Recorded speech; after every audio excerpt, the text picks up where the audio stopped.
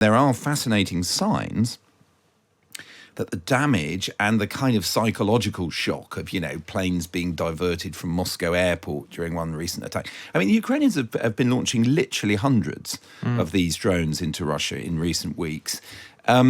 That is having some sort of effect on Putin. Now, the legendary broadcaster Mark Urban has joined the Sunday Times to write about foreign policy, diplomatic and defence stories, and in general the big themes shaping the world. And I'm delighted to say he's also going to be joining me every Monday to talk about those stories and look to the week ahead. Welcome back, Mark. It's a pleasure to be here. Well, for me too. This sunny morning. Yes, it was sunnier than it was, indeed.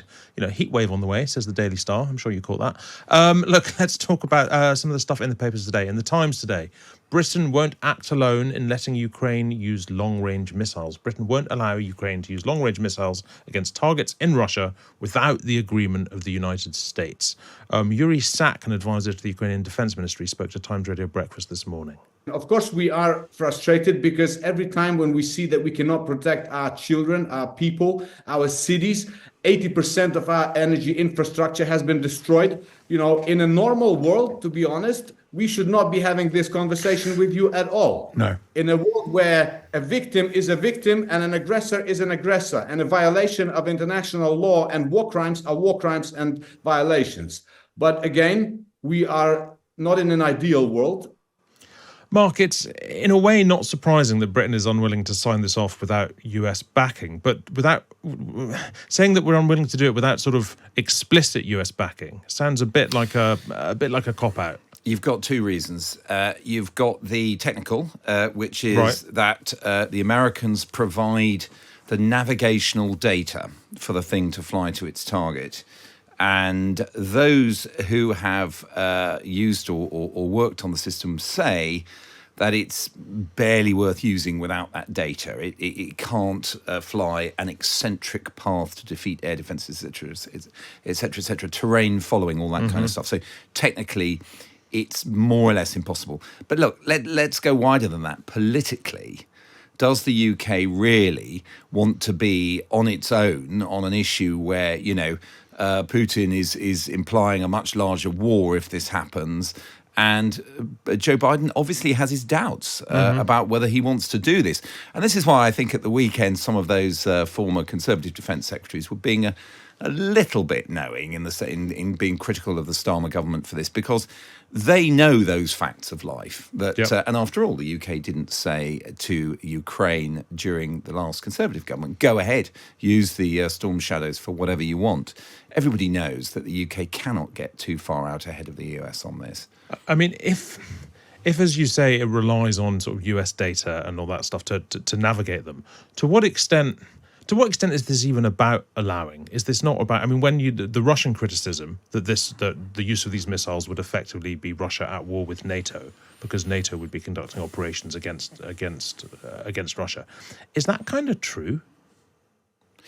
Well, there's many different ways you can look at this. If, of course, you're a Russian propagandist, you would argue that Crimea is an inseparable part of Mother Russia and has been since the referendum of 2014, when, of course, Putin's people took it over, and then the Russian parliament voted to annex it. Now, of course, Storm Shadow and its French equivalent Scalp have been used in Crimea. Right. So they have struck what Russians would call Mother Russia before. It's a complex issue, but Putin has obviously decided that inside the uncontested or internationally recognized borders of Russia, this crosses some kind of red line.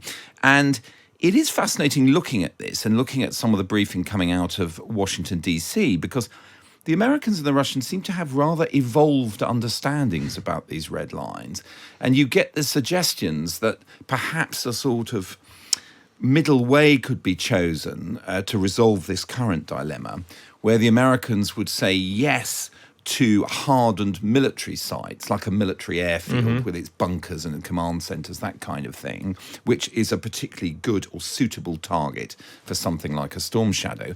but not the power station or the fuel storage point. The Ukrainians have been hitting all of these targets with their own weapons. They have a lot more of these pilotless aircraft, drones, that they've been using than they do actually of Storm Shadows. So in a way, the Ukrainians have a lot of methods of striking deep in Russia. And we just saw in the last couple of weeks strikes in the vicinity of Moscow.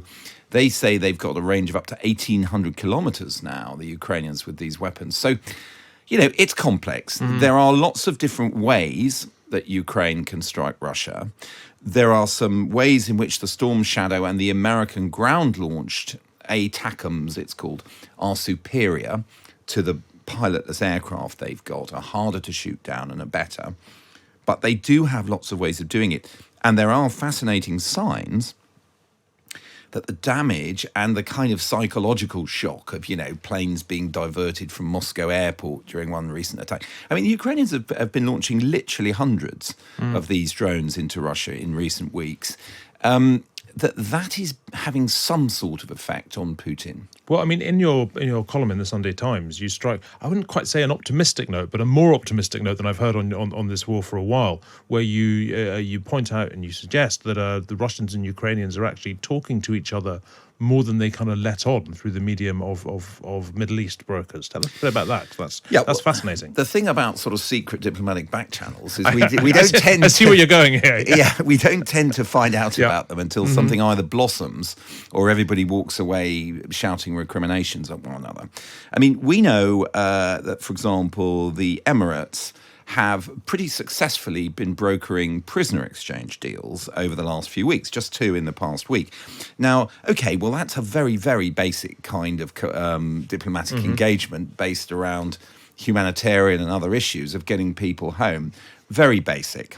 And really, we didn't think that Putin was interested in anything more substantial than that until it emerged about a month ago that in Qatar, another Gulf state, they were intending to host proximity talks with Russia and Ukraine about stopping the targeting of one another's national energy infrastructure. Now, we know that obviously Ukraine is taking a lot of pain on that front, and has the Russian strikes have considerably reduced their capacity to generate electricity. There are long power cuts.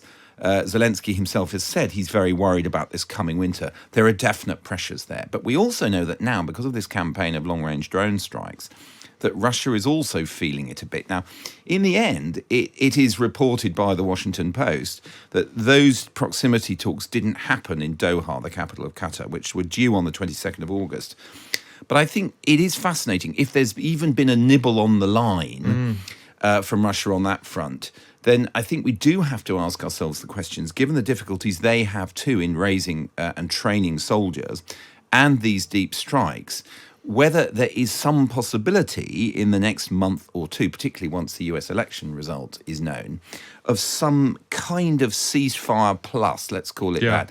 I don't think it would be an agreement that would address the fundamental underlying issues of the conflict. That's too hard still. But of course, that's what would make it quite hard for Zelensky to agree to, because all the way through, he said, look, if we have a ceasefire, we're just locking in Russian gains. Their gains, yeah, for sure. So those are the big questions are, can we see an end game coming into shape? Well, maybe not in terms of fundamental underlying issues. Could we see some kind of diplomatic process, perhaps through one of these third parties like Turkey or one of the Gulf states, in which the two sides agree to some sort of ceasefire and possibly disengagement along the front, which would involve, say, troops pulling back in various areas? That's also been talked about publicly by Zelensky. He's talked about buffer zones, as have the Russians. That's the sort of area we're in, rather than a comprehensive peace deal that solves this for the foreseeable future. But how fascinating that we're now in the territory where you have smaller countries acting as the peace brokers between effectively conflicts between great powers rather than vice versa, as was always traditionally No, the case. absolutely.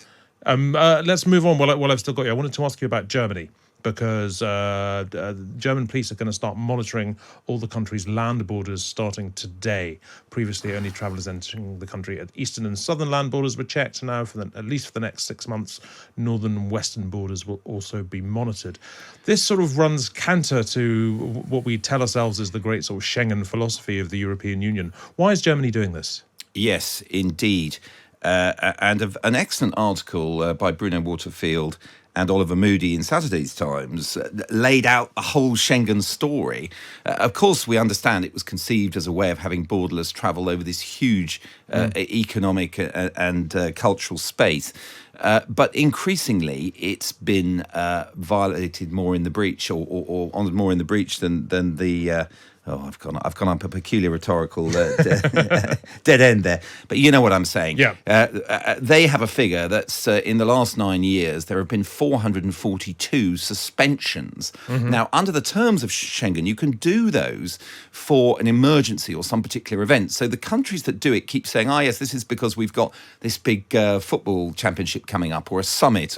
But these suspensions are becoming so regular that in some places, pretty much constant border controls have been reintroduced. Now Germany is doing it and is extending it across its borders. I think it is a very significant moment. That's what we're going to see happening this week, not because it will catch lots of people who are trying to sneak into Germany when they shouldn't be doing so, when they don't have leave to remain there, but I think because it speaks to the degree to which the freedom of movement principles of the Schengen space and the European Union are now in such serious trouble, and the political pressure that Germany is under from the far right in Germany to do something following the attack last month in Zerlingen.